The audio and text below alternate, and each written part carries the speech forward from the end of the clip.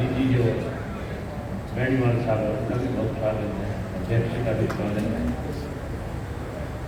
और आप सब पत्रकार साथियों का भी स्वागत है।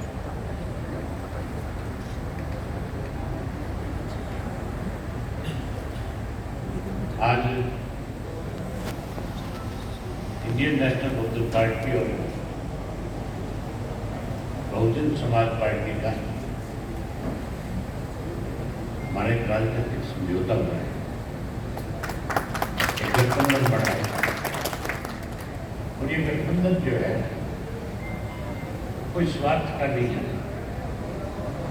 ये गठबंधन लोगों की भावनाओं के मुताबिक बनाया गया है। बसपा की इंडियन नेशनल पीपल्स पार्टी की दोनों की जो सोच है वो गरीब को कैसे न्याय मिले, कैसे कमजोर आदमी को राजनीतिक ताकत मिले, उसको अपने अधिकार में पूर्ण रूप से उसके अधिकार मिले। चौधरी देवलाल ने भी और सबरी के काशीराम जी ने दोनों ने मिलकर के इस देश में बहुत बड़ा बदलाव करने का काम किया। दोनों की राजनीतिक सोच एक ही थी, देश से उद्योगपति जिनका कब्जा इस देश की राजनीति में है उससे उसको मुक्त कराया जाए और दोनों ने मिलकर के पूरे देश की राजनीति में बड़ा बदलाव लाने का काम किया। आज फिर उसी तरह की जरूरत है। आज इस देश की राजनीति में पूर्ण रूप से उद्योगपति हावी है, लुटेरे जो है आज पूर्ण रूप से काबिल हो चुके। आज देश केवल 2-3 लोगों के हाथ में चला गया, अंबानी जी के, अडानी जी के, जिन्होंने इस देश को लूटने में कोई कसर नहीं किया। अब देश धीरे से कैसे इस देश को उनके जुल्म से बचाया जाए, इसके लिए क्योंकि अभी 4-5 जगह स्टेटों में अलग अलग चुनाव हैं, अलग अलग चुनाव हैं, अलग अलग प्रदेश में, तो हमने हरियाणा के अंदर आपस में मिलकर के विधानसभा का चुनाव लड़ने का फैसला लिया है और मुझे पूर्ण उम्मीद है कि इस विधानसभा के चुनाव के अंदर लोगों की इच्छा के अनुरूप आज आम आदमी की भावना है कि भारतीय जनता पार्टी को 10 साल से इस प्रदेश को लूट के उसकी सत्ता से बाहर किया जाए और कांग्रेस पार्टी जिसने पहले 10 साल इस प्रदेश को लूटने का काम किया उसको सत्ता से दूर रखा जाए। इसलिए हमने आपस में फैसला किया कि ना केवल Bahujan Samaj party, Indian National People's Party दोनों मिलकर के विधानसभा का चुनाव लड़े, बल्कि और अन्य जो हरियाणा के अंदर इन्होंने अपने अपने राजनीतिक दल बना रखे हैं, जो भाजपा और कांग्रेस दोनों के अगेंस्ट है, दोनों के खिलाफ, हम उन लोगों को भी अपने साथ लेकर के एक फ्रंट खड़ा करेंगे जिसमें लोगों का और ज़्यादा विश्वास बढ़ेगा और आने वाले समय में गठबंधन की सरकार इस प्रदेश के अंदर बनेगी। इस बात का मुझे पूर्ण भरोसा है और मैं आकाश जी से निवेदन करूँगा कि वो आपके रूबरू हो, वो आपसे खाली बात शेयर करें। मैं एक बार फिर अपनी तरफ से, पार्टी की तरफ से, पार्टी के पदाधिकारियों की तरफ से आनंद साहब का भी और आकाश साहब का भी, उनके प्रभारी साहब का भी स्वागत और अभिनंदन।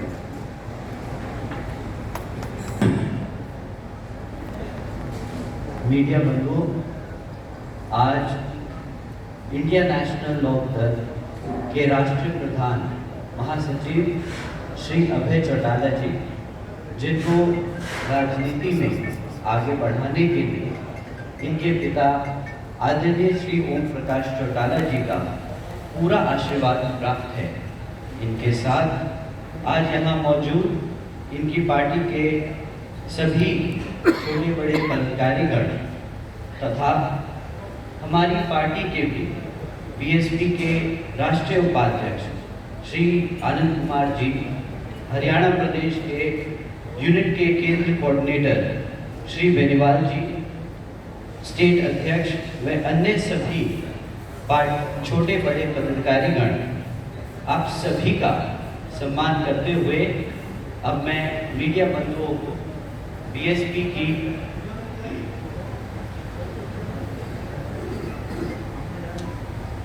की राष्ट्रीय अध्यक्ष व पूर्व मुख्यमंत्री उत्तर प्रदेश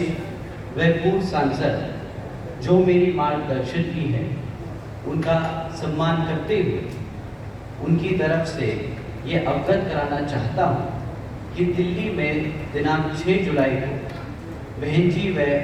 श्री अभय चौटाला जी की हरियाणा प्रदेश में होने वाले विधानसभा आम चुनाव में बीएसपी व एनएलओ गठबंधन को लेकर काफ़ी विस्तार से बातचीत हुई, जिसमें उसी दिन सीटें भी तय कर दी गई, जिसमें से 90 में से 37 विधानसभा की सीटों पर बीएसपी व बाकी सभी सीटों पर एनएलओ मिलकर यहाँ चुनाव लड़ेंगे। और उस समय में वह मेरे साथ हमारे पिताजी श्री आनंद कुमार जी तथा श्री बेनीवाल जी भी मौजूद थे। उसकी ही आज चंडीगढ़ में संयुक्त प्रेस कॉन्फ्रेंस में भी घोषणा करने के लिए यह प्रेस कॉन्फ्रेंस बुलाई गई है। और इस मामले में मैं मीडिया को यह भी अवगत कराना चाहता हूँ, इस बने गठबंधन को बीएसपी की राष्ट्रीय अध्यक्ष बहन कुमारी मायावती जी का पूरा आशीर्वाद प्राप्त है। और हम सभी को यह पूरी उम्मीद है कि यह बना गठबंधन हरियाणा प्रदेश में इस वर्ष होने वाले विधानसभा आम चुनाव में अपना बेहतर रिजल्ट लाएगा तथा अपनी सरकार भी ज़रूर बनाएगा। और फिर सरकार बनने पर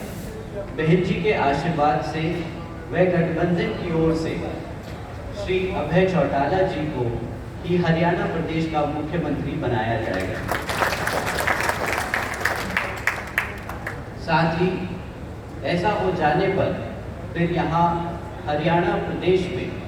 बाबा साहब डॉक्टर भीमराव अंबेडकर जी एवं बीएसपी के संस्थापक व जन्मदाता माननीय साहब श्री कांशीराम जी का भी अधूरा सपना काफ़ी हद तक ज़रूर साकार हो जाएगा। और यहाँ सरकार एससी, एसटी व ओबीसी का अधूरा पड़ा आरक्षण का कोटा भी पूरा भर दिया जाएगा। इतना ही नहीं बल्कि यूपी में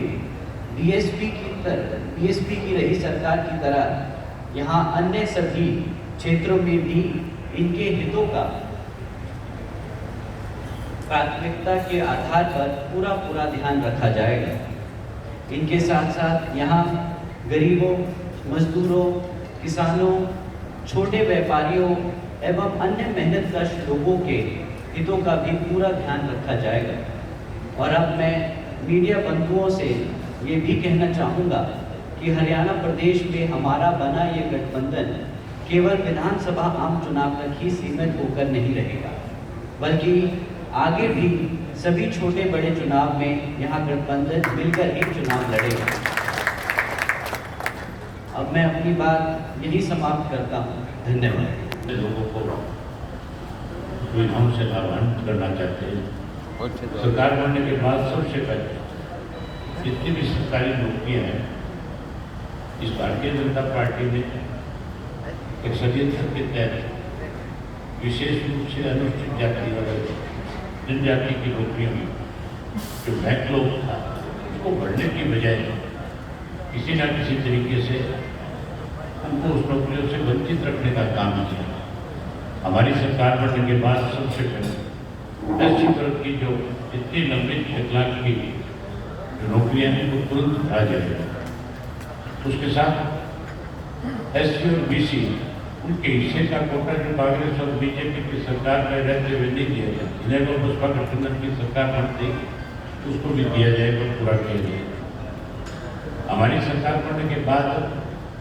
एससी वर्ग के लोगों को 100 गज के प्लाट, जो भूमि लोग हैं उनको 100 गज के प्लाट देंगे और उसमें तब देवीलाल आवास योजना के तहत पक्का मकान बना देंगे ताकि गरीब आदमियों को एक सर ढकने की जगह मिले। उसके साथ साथ एससी और बीसी वर्ग के बच्चों की जो परीक्षाएं, प्रतियोगिताएं परीक्षाओं की जो तैयारियां हैं उसके लिए हम उनको, अब तो उनसे पैसा वसूल किया गया, हम उनको निःशुल्क जो है उसकी तैयारी करवाएंगे ताकि वो बच्चे भी भविष्य में आगे बढ़ सके, वो भी अपनी अच्छी शिक्षा ग्रहण करके अच्छा।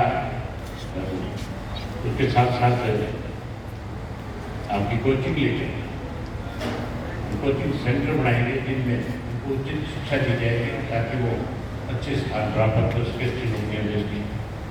इसी तरीके से एससी और बीसी वर्ग के जो बच्चे हैं